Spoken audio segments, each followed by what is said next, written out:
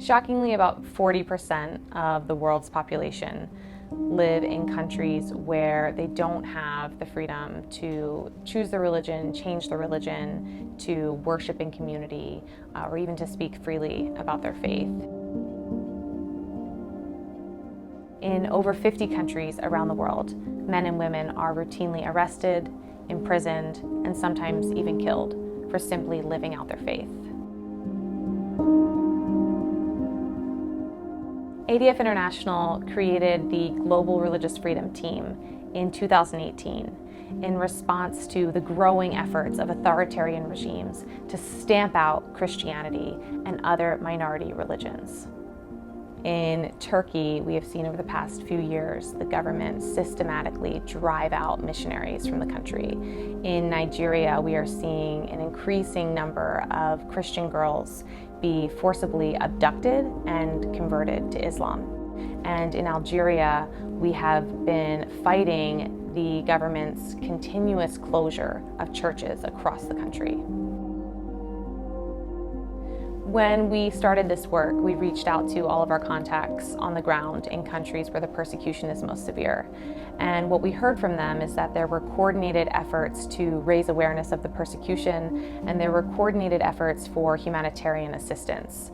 But again and again, what we were told is that no coordinated legal efforts existed, and so that is the gap that we are seeking to fill.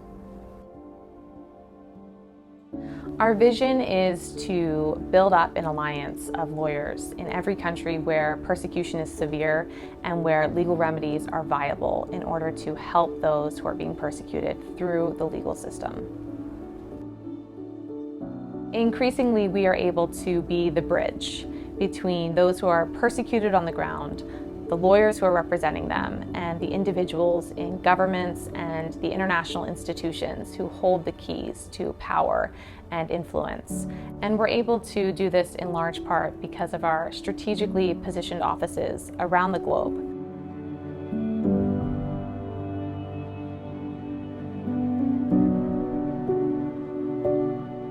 The networks we build and the trainings we provide are designed to bring about the sustainability and the scalability for long-term impact.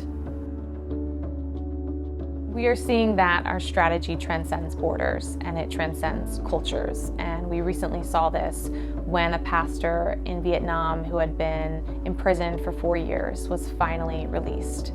We had been working with the U.S. State Department and the U.S. Commission on International Religious Freedom and partners on the ground in Vietnam to secure the release of this pastor.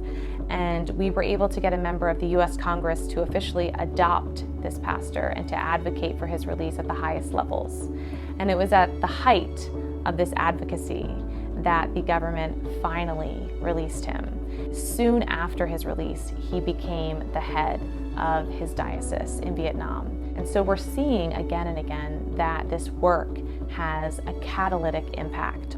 For every pastor who is released, for every church that is able to remain open, for every missionary who is allowed to stay in his or her country, you can see how this has an enormous impact on the community. You can see how this is literally keeping the doors open for the gospel.